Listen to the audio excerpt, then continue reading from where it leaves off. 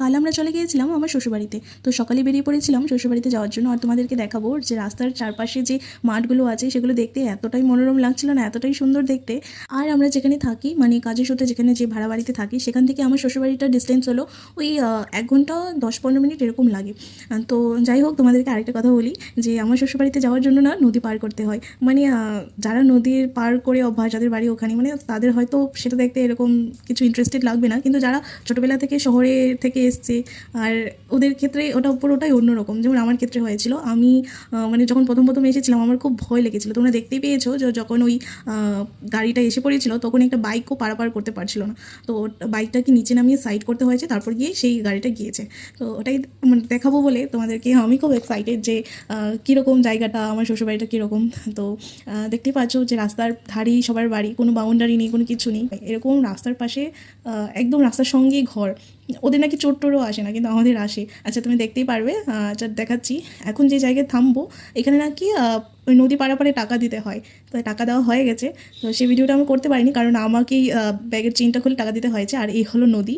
আর এই যে দেখতে পাচ্ছ যে বাঁশ দিয়ে তৈরি। যখন আমি প্রথম প্রথম এসেছিলাম আমার খুব ভয় লেগেছে, আমি তো বলেছিলাম যে আমি মানে হেঁটে চলে যাবো, আমি এরকমভাবে চলবো নি। কিন্তু এখন না অভ্যাস হয়ে গেছে। আর এখন তো বৃষ্টি আসেনি, যখন বৃষ্টি আসবে তখন নাকি নৌকো দিয়ে পারাপার করতে হয়। আর ওটা জানি না কীরকমভাবে হবে। আর দেখতে পাচ্ছ যে মানে কীরকম রিস্কি একটা, বা রিস্কিও বলতে পারো, কিন্তু কারণ যখনই গাড়িটা চলে তখন এরকম বাসের যে কর্মর শব্দ হয় সেগুলো হয়। তো সেটাতে আমার প্রথম প্রথম অনেক ভয় লেগেছিলো। আর এখান থেকে আমার শ্বশুরবাড়ির ডিস্টেন্সটা ওই 15-20 মিনিট দূরে। আর তোমাদেরকে বলে রাখি, আমার ভয়েসটা না মানে একটু ভারী হয়ে যাচ্ছে, একটু হালকা হয়ে যাচ্ছে, এরকম হচ্ছে। আর রিজনটা হলো আমার না গলা বসে আছে, ঠান্ডা লেগে গেছে, যার জন্য এরকম হচ্ছে। তো একটু ম্যানেজ করে নিও। আর দেখতে থাকো আমার শ্বশুরবাড়িটা কীরকম।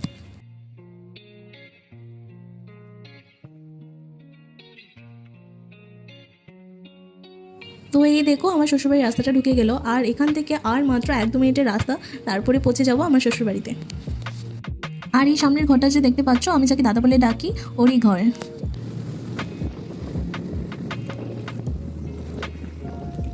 আর এই দেখো পৌঁছে গেলাম আমার শ্বশুরবাড়িতে। এখানে ছোট্ট রাস্তা হয়ে এবারে ঢুকছি।